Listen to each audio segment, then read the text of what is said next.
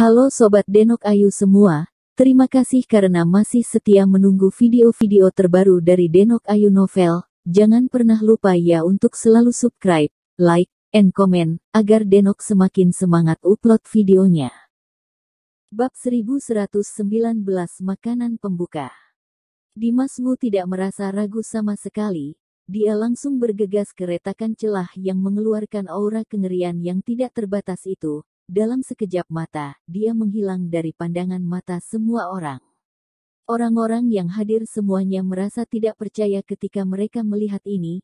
Baru saja bertarung, Dimas Wu telah bersembunyi di belakang dan tidak bergerak, tapi sekarang dalam menghadapi celah mengerikan yang penuh dengan ketidakpastian ini, Dimas Wu memimpin dan bergegas masuk tanpa ragu-ragu.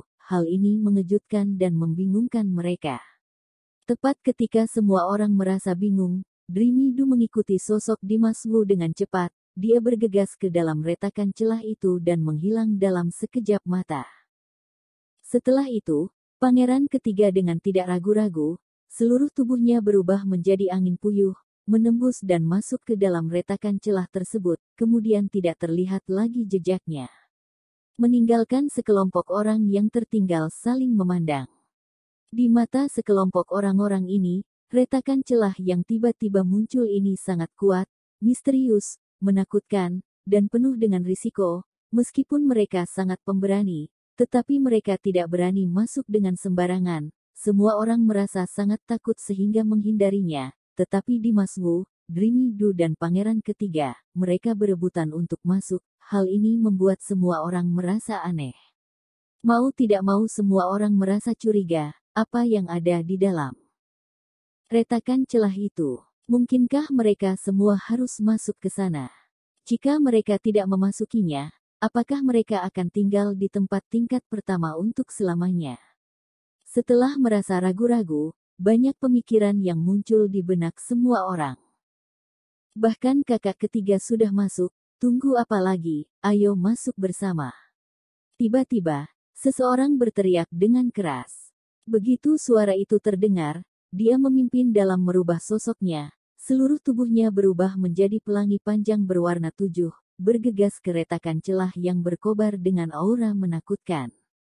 Pria berjubah ungu itu tidak merasa ragu lagi, dengan cepat dia memasuki celah itu. Yang ianya menekan ketakutan mereka dan meningkatkan kepercayaan diri mereka. Mata mereka bersinar dengan cahaya terang. Dalam sekejap mata, semua orang bergegas menuju ke celah dengan kecepatan tercepat, seolah-olah mereka takut didahului oleh orang Ien. Sosok demi sosok itu terbang melalui udara, bergegas ke celah. Gemuruh. Ketika semua orang memasuki celah itu, dunia es dan salju tempat mereka berada tadi tiba-tiba bergetar dengan keras. Ledakan hebat terdengar terus-menerus, mengguncang dunia, menyebabkan semua orang melihat ke belakang. Mereka melihatnya melalui celah-celah bahwa dunia es dan salju itu benar-benar runtuh dalam sekejap. Semua potongan es yang seakan-akan tidak bisa dihancurkan. Ketika seluruh dunia runtuh, benda itu berubah menjadi tumpukan pecahan es dan secara bertahap meleleh menjadi air. Bahkan Frostbeast yang berubah menjadi batu, saat ini telah menjadi abu yang terbang di tiup angin.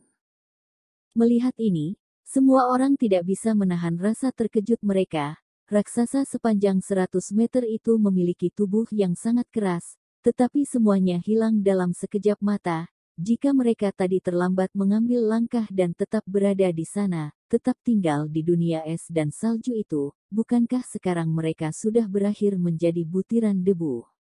Setelah beberapa saat, semua orang merasa ketakutan dan terkejut. Suara berbisik terdengar dengan samar-samar, ini mengerikan, sangat mengerikan. Betul, untungnya kita semua sudah berada di sini. Tapi kenapa tempat tingkat pertama tiba-tiba menjadi reruntuhan? Mungkinkah karena kita semua telah memasuki tingkat kedua? Semua orang berdiskusi dengan suara kecil dan merasa bersemangat, karena di alam bawah sadar mereka mungkin telah menebaknya bahwa mereka telah berhasil menembus tingkat pertama dan memasuki tingkat kedua. Tidak peduli apa yang menunggu mereka di depan sana, mereka tetap penuh dengan harapan menantinya. Saat mereka berbicara, semua orang tidak lupa untuk melihat ke sekeliling, meneliti rintangan tingkat kedua ini. Dreamy Du mendatangi Dimas Wu dan bertanya kepada Dimas Wu dengan suara rendah, "Kenapa kamu terburu-buru ke sini tadi?" Dimas Wu melihat ke sekeliling dengan ekspresi rumit, kemudian perlahan-lahan dia berbicara sambil berpikir, "Tidak apa-apa. Aku hanya melihat sosok yang sangat familiar melalui celah tadi, mungkin mataku yang kurang benar."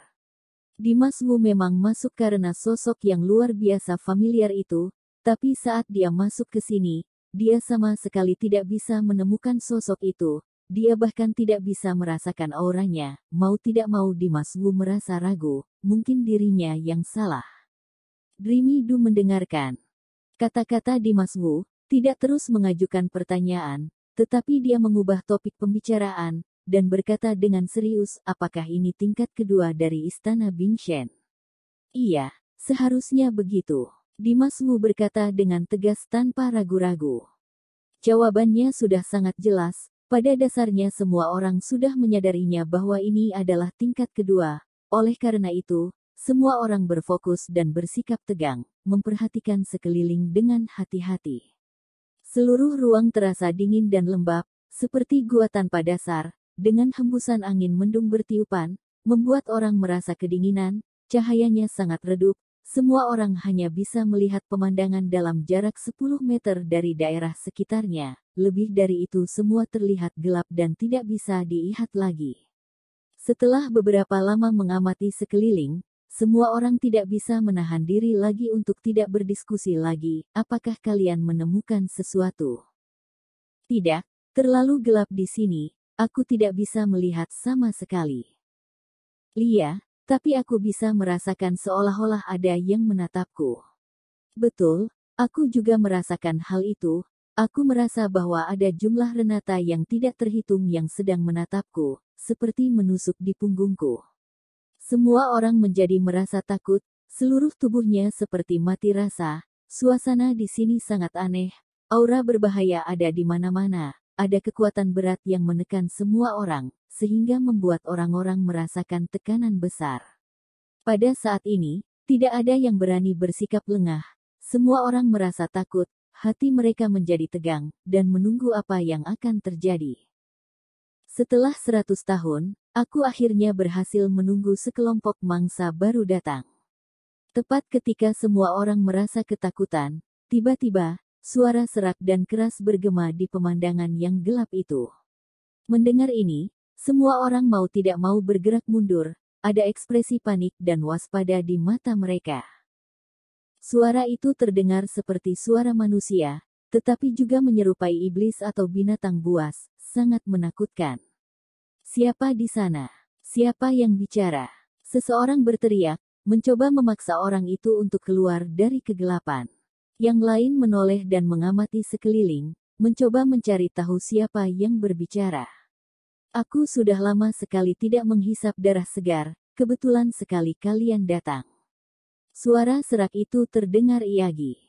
Segera setelah itu, sosok yang sangat besar samar-samar muncul di celah-celah yang gelap. Yang terjadi selanjutnya adalah terdapat aura ganas yang mengerikan. Aura ganas itu, seolah-olah datang dari neraka, sehingga membuat orang-orang merasa ketakutan. Hal ini membuat Dimas Wu dan Pangeran Ketiga menunjukkan kerutannya, wajahnya menjadi sangat serius. "Siapa itu? Apakah kamu berusaha untuk menakut-nakuti kami?" Seseorang berteriak dengan amarah yang meluap-luap. Begitu kata-kata itu terucap, orang ini tidak merasa ragu lagi. Dia langsung melawan sosok yang menjulang di celah gelap itu. Dia langsung menebasnya dengan pedangnya. Duar. Dengan tebasan pedang, bayangan pedang emas bergerak melintasi udara, menyeret cahaya pedang panjang, memancarkan cahaya pedang yang bersinar, hingga mengenai sosok itu. Pedangnya yang tajam dan berkuasa, membuat hati orang bergelonjak. Semua orang menatap cahaya pedang tajam itu secara bersamaan. Tapi Dimas Wu yang melihat bayangan pedang emas yang tajam itu, malah sedikit menggelengkan kepalanya, wajahnya tampak tidak berdaya. Sepertinya orang yang masuk ke sini setiap tahun menjadi semakin lemah, bahkan dengan kekuatan seperti ini bisa menembus tingkat kedua. Suara serak itu terdengar samar-samar. Ketika suara itu terdengar, energi yang melonjak meledak.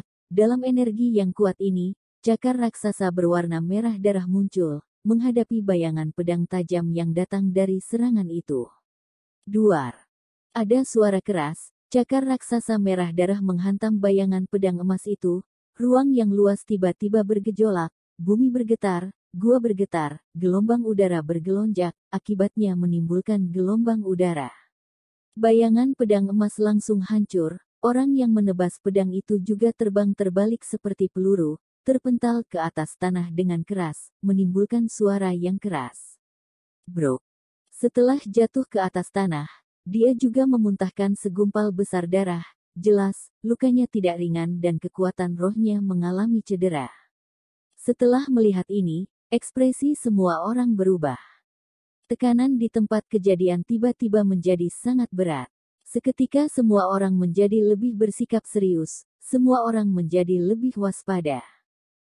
Oh, benar-benar tidak bisa menahan satu serangan pun, bahkan lebih buruk daripada yang kukira.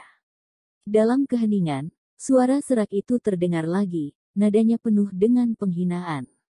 Hahaha. Apa yang dikatakan Raja Gorevien benar bahwa kelompok orang ini benar-benar lemah dan tidak bisa menahan satu serangan pun, hanya sedikit dari mereka yang masih bisa dianggap lebih baik. Detik berikutnya, sebuah suara tajam tiba-tiba terdengar, disertai dengan suara tawa. Suara tawa yang mengerikan, satu demi satu, semua dipenuhi dengan ejekan dan penghinaan yang tidak tersembunyikan. Jelas, lebih dari satu orang yang menatap mereka dalam kegelapan ini, sehingga saat mereka berkata bahwa ada beberapa pasang mata yang tidak terhitung jumlahnya yang melihat mereka, ternyata itu memiliki alasan. Dalam 4 minggu ini, memang banyak pasang mata yang menatap mereka, sehingga membuat mereka menutupi identitas mereka. Jika berani keluarlah, jangan bersembunyi di kegelapan dan membuat sesuatu menjadi lebih sulit. Pria berjubah ungu yang mengalahkan Frostbeast sebelumnya, benar-benar tidak bisa menahan dirinya lagi, dia tiba-tiba berdiri dan berteriak pada celah gelap itu. Baiklah, kalau begitu, seperti yang kamu inginkan. Suara serak itu terdengar dengan nada dingin. Begitu dia selesai berbicara, terlihat sosok besar satu demi satu secara perlahan berjalan keluar dari celah gelap itu.